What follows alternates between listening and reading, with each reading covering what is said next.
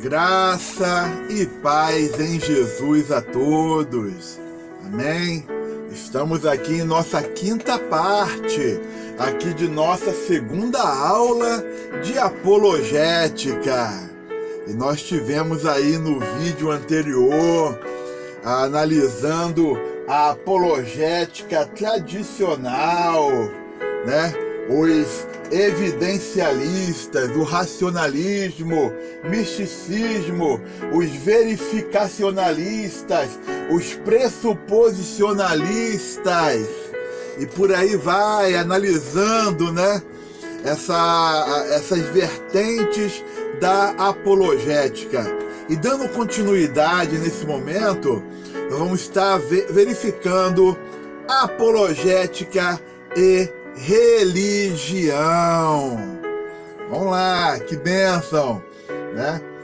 Quando você fala de apologética e religião, você está falando de apologética e o contexto da religiosidade, aquilo que está à sua volta e aquilo que tem influenciado o mundo, as várias religiosidades, a maneira de enxergar e de viver o contexto da fé, ok? Vamos lá. As pessoas têm o direito de professar a religião de sua escolha. A tolerância religiosa é extensiva a todos. Então, temos que respeitar a religião dos outros. Eles querem fazer da maneira deles? Respeita. Não nos impede de anunciar a tranquilidade, com amor, com humildade, o Evangelho de Jesus. Ok? Vamos lá. Isso não significa, porém, que todas as religiões sejam boas. Não significa essa questão de que a pessoa tem a livre escolha e nós temos que respeitar, mas isso não significa que todas as religiões sejam boas.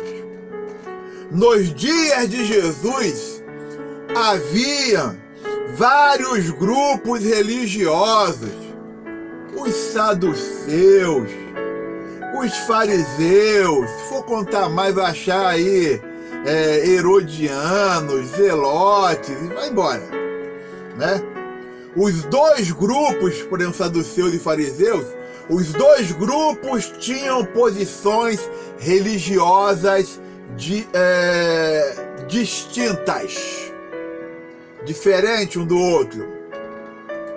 Mesmo assim, Jesus não os poupou, chamou-os de hipócritas, filhos do inferno, serpentes, raça de víboras. Estamos somente conversando aqui. Não é que você vai chegar agora, a pessoa que é de outra religião, suas raças de víboras, suas serpentes, seus hipócritas. Às vezes a pessoa crê naquela fé que não é a mesma fé que a tua, mas crê sem hipocrisia, crê realmente com uma fé singela e pura. Cabe a nós anunciar o Evangelho de Jesus com tranquilidade.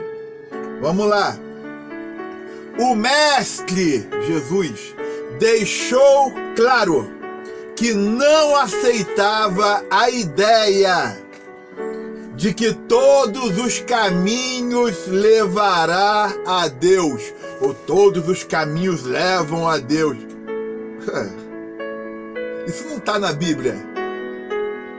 Isso é coisa da religiosidade, do esoterismo, das místicas por aí espalhadas. Entendeu? Jesus nunca falou isso. Jesus deixou claro: eu sou o caminho, a verdade e a vida. e ninguém vem ao Pai a não ser por mim. Vamos continuar. Bênção. Ele, Jesus, ensinou que há apenas dois caminhos: o estreito, que conduz à vida eterna, e o largo, espaçoso, que leva à destruição. Está aí a passagem bíblica aí de Mateus, capítulo 7, 13 ao 14. Vamos lá, continuando em apologética e religião. Os apóstolos tiveram a mesma preocupação: não permitir que heresias, falsos ensinos adentrassem na igreja. Então os apóstolos tiveram a mesma preocupação, a preocupação de não deixar a impureza, a distorção doutrinária entrar na igreja. Até hoje, no meio evangélico, tem pessoas que quando fala, por exemplo, quando a pessoa morre, como que está? Aí a pessoa fala assim, a pessoa está dormindo. Não estuda a Bíblia? O pastor não ensinou, a liderança não ensinou? Então a pessoa morre e está dormindo. Isso é ensinamento adventista. Está equivocado. Analise, verifique a palavra de Deus. Ok? Se eu estou falando aqui nessa quinta parte aqui da segunda aula de apologética, na minha cabeça você conhece as doutrinas bíblicas. Ok? Vamos lá. O primeiro ataque doutrinário lançado contra a igreja foi o legalismo. Alguns judeus cristãos estavam instigando novos convertidos às práticas das leis judaicas, principalmente a circuncisão.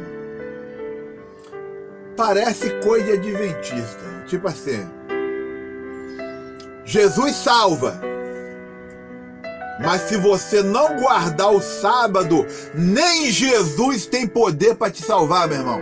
Nem Jesus consegue te salvar. Jesus salva, na época apostólica, mas se você, a igreja primitiva, Jesus salva, mas se você não se circuncidar, se você não guardar os dias santos judaicos, você não vai alcançar a eternidade. Heresia. O sacrifício de Jesus foi o suficiente. E o que nós temos que seguir como norma, direcionamento para a nossa vida, é seguir a palavra de Deus. O que Deus aqui está ensinado aqui doutrinariamente é o caminho, entendeu? Aqui é o mapa, aqui é a bússola, aqui são as diretrizes para você andar com Deus. Você tem que obedecer a palavra. Você fala que é cristão, você não obedece o que está na palavra, então não vai adiantar. Entendeu? Vamos lá. Em Antioquia havia uma igreja constituída de pessoas bem preparadas no estudo das Escrituras, ok? Que perceberam a gravidade do ensino de alguns que haviam descido da Judéia e ensinavam: se não vos circuncidardes segundo o costume de Moisés, não podereis ser salvos. passagem bíblica aí. Irmãos, é uma loucura. Até hoje a turma anda pelo mesmo caminho. O caminho do legalismo. Só a graça de Cristo. Vamos lá. Esses ensinamentos eram uma ameaça à igreja. Foi necessário que um concílio, uma reunião da igreja, apreciasse essa questão e se posicionasse, tomasse a decisão séria para o quê? Para proteção da igreja. Vamos lá. Em Atos, capítulo 15, versículo 1 ao 35, temos a narrativa que demonstra a importância de considerarmos os ensinos que contrariam a fé cristã, entendeu? Que contrariam a fé cristã. Você notar, você considerar, rapaz, vão ter que fechar esse negócio, não pode deixar esse negócio continuar andando. Os ensinos que contrariam, irmão, não está na Bíblia, não abrace. Não, mas quem me falou foi a irmã, foi o irmão, foi o pastor. Se não tem base na Bíblia, não vá por esse caminho, de maneira alguma. Vamos continuar. Outras fontes ameaçam a igreja. Dentre elas, destacamos a pluralidade religiosa, as várias religiosidades. Eu não vou estar falando aqui de todas elas, mas eu posso citar para vocês que existem as religiões, igrejas ou seitas pseudo-cristãs. Pseudo significa falso. Pseudo-cristã. Então, as seitas cristãs falsas. Testemunho de Jeová, Mormons, Adventistas, Congregação Cristã do Brasil e outras mais. Entendeu? Se você está estudando apologética cristã, você está preparado para essa conversa. Mas se você não estudou antes, não estudou heresiologia, você não está preparado para essa conversa. Ok? Então vamos lá. Um outro ponto que eu botei no quadro aqui é o seguinte: por que estudar as falsas doutrinas? Por que estudar as doutrinas que tem nas seitas, nas outras religiões? Vamos lá. Muitos perguntam por que se deve estudar as falsas doutrinas. Para esses, seria melhor a dedicação à leitura da Bíblia. Vamos lá. Certamente, devemos usar a maior parte do nosso tempo lendo e estudando a palavra de Deus, com certeza. Porém, essa mesma palavra nos apresenta diretrizes comportamentais relacionadas aos que questionam nossa fé. Tem na Bíblia diretrizes comportamentais relacionadas aos que questionam nossa fé. Assim sendo, apresentamos as razões para o estudo das falsas doutrinas. Vamos às razões. Eu botei aqui 4 pontos. Primeiro, defesa própria. Várias entidades religiosas treinam seus adeptos para ir de porta em porta, à procura de novos adeptos.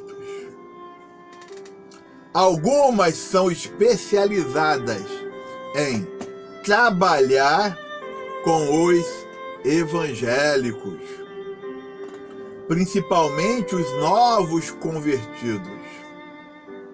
Eles vão pegar os novos convertidos e vai em cima. Eles não entendem a palavra, estão ali, cabeça fresca ainda, não estão enraizados na palavra de Deus. Então é fácil enganar um neófito.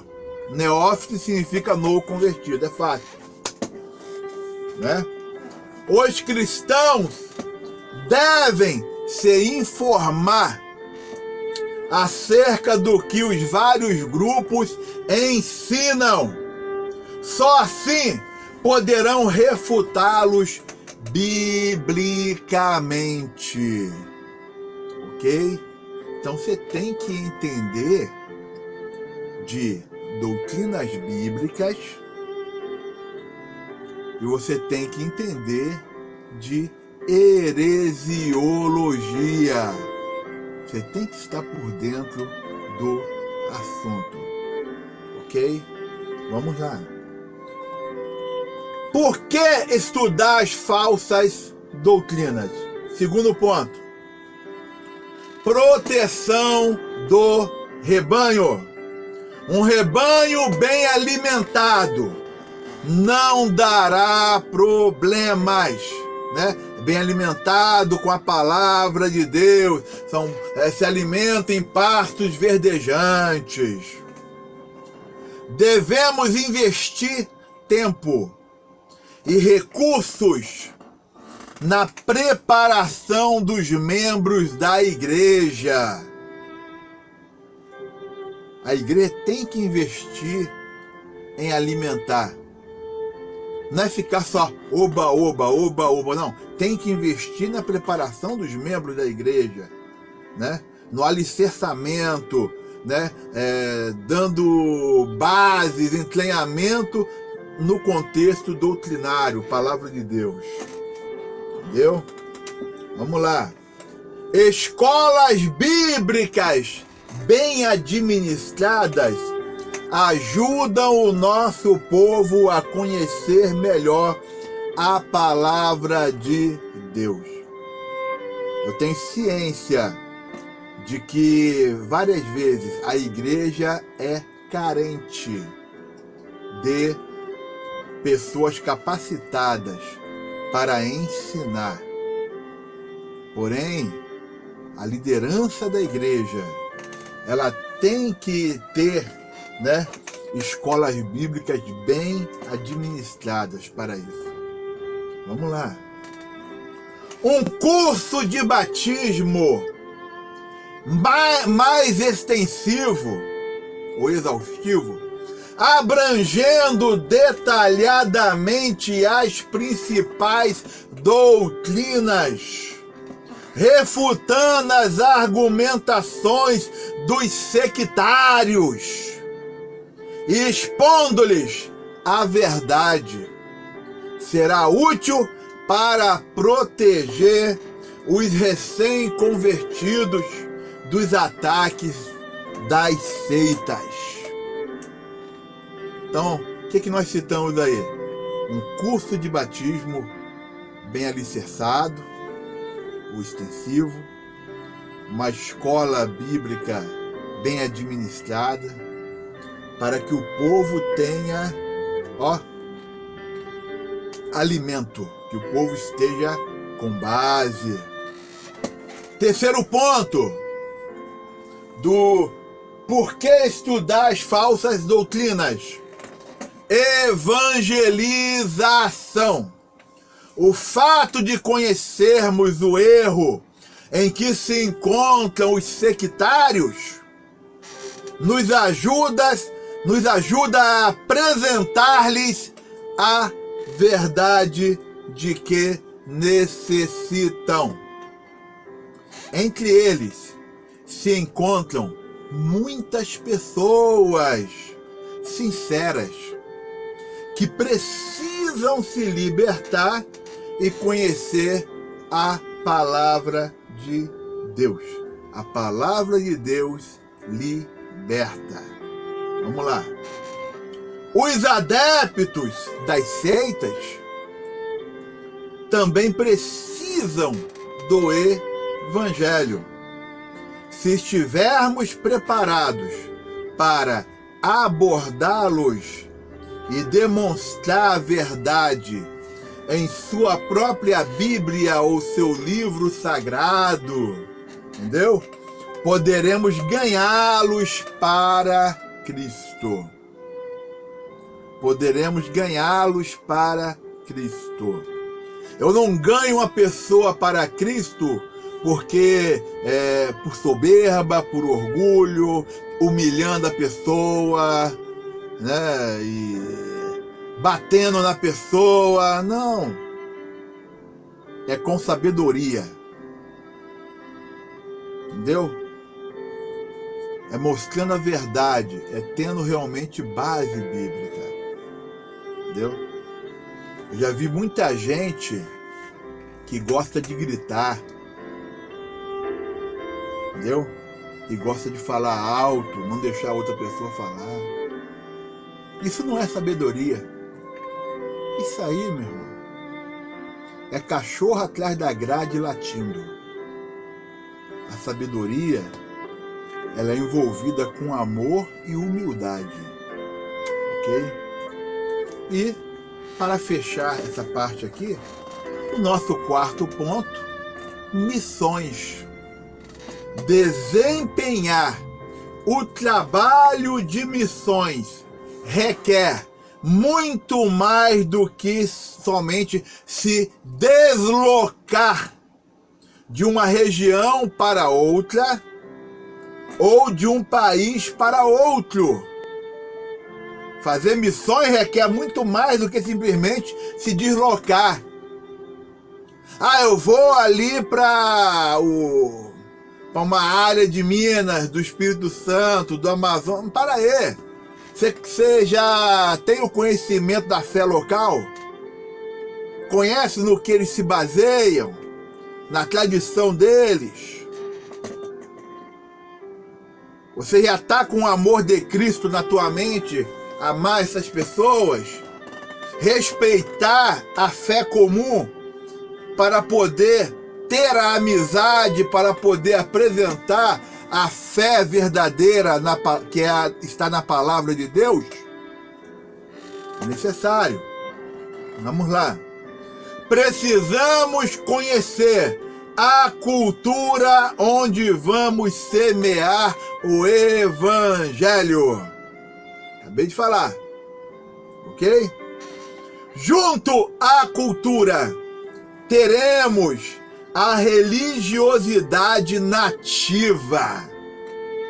Conhecer antecipadamente esses elementos nos dará condições para alcançá-los adequadamente.